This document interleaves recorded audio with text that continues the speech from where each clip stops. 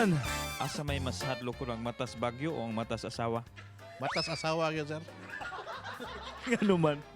Mas kuhan yun, kaya ang bagyo na may lain-lain nga intensity. Ang matas asawa, mas grabe pero ang intensity sa bagyo. Asa ko ang mata gyud sa asawa sir kaya ang sa Bagyo mamitigated man na siya kay makahikling man ta pero kung ang mata sa asawa na gani mo punteriya sa bana luoy gyud kay siya. Nga ano man? Sobra pas matunaw sir, mura siya ice cream na initan. Matas asawa, sir. Nga naman. Tagsaritan o lumoy na yun.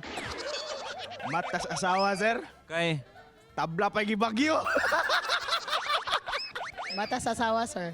kay, Walay signal number. Walay number nga maka-define o kung sa ang kaisog ang mata sa asawa.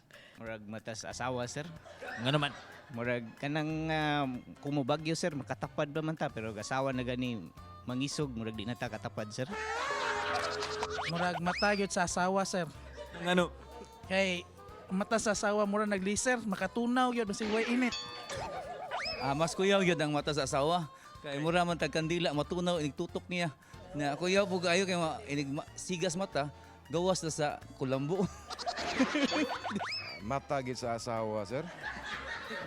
Kay delikado kay ang mata sa asawa kung makatutok usahay.